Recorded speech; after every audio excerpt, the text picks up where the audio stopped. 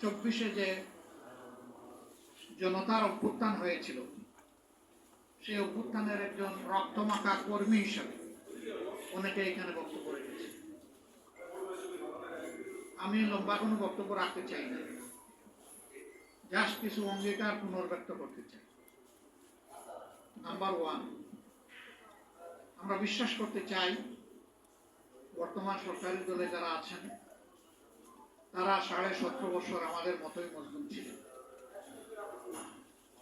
আমি তাদেরকে একবার অনুরোধ করব, জাতির উপরে এই যে জুলুমের পাহাড় নেমে এসেছিল, এই ক্ষেত্রটা কেন কিভাবে প্রস্তুত হয়েছিল তারা যেন একবার চিন্তা করেন।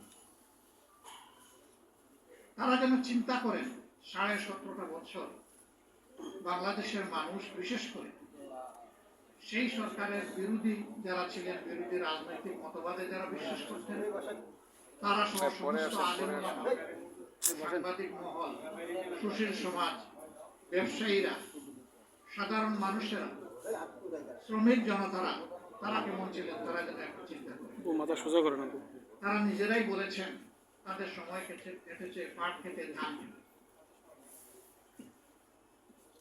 এখন হঠাৎ করে আল্লাহ তাআলা আমাদেরকে মুক্তি দিলেন একটা রক্ত ভেজা আন্দোলনের মাধ্যমে। তারপরে এই স্মৃতি তাড়াতাড়ি ভুলে গিয়ে যে হাসলটটা ফ্যাসিস্ট সরকারের ছিল সেটা আপনারা আবার ধারণ করতে যাচ্ছেন কেন? আমরা তো নতুন কিছুই দেখতে পাচ্ছি না। তখনকার ফ্যাসিস্টরা যা করেছে হুবহু তার একটা ফটোকপি আপনাদের মধ্যে আমরা দেখতে পাচ্ছি। কোন জিনিসটা আপনারা বাদ দিয়েছেন? কোন জিনিসের পরিবর্তন করেছেন? ওরা যেমন বিরোধী মতকে দমন করার জন্য ষড়যন্ত্র, অপপ্রচার এবং বল প্রয়োগের আশ্রয় নিয়েছিল, আপনারা সবগুলা ইতিমধ্যে নিয়ে ফেলেছেন। সংসদে আপনারা দেখেছেন, আমরা পরিষ্কার বলেছি নির্বাচন তো একটা হয় নাই, দুটো হয়েছে। শপথ 2টা নেওয়ার কথা ছিল, আমরা নিলাম, আপনারা নিলেন না কেন?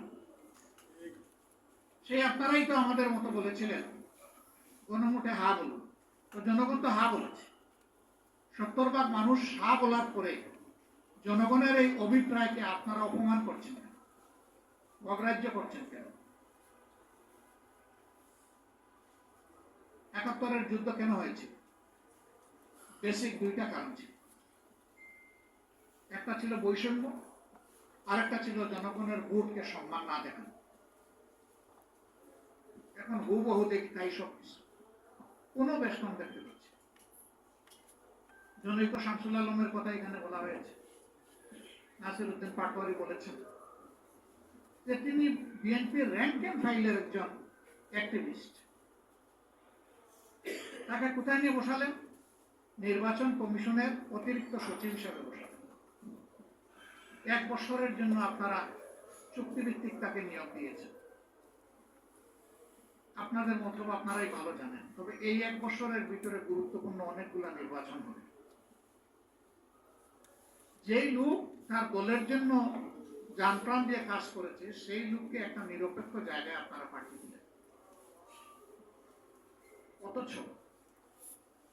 শেখ হাসিনার হাতে 14 সালের নির্বাচন, 18 সালের নির্বাচন, 24 সালের নির্বাচন,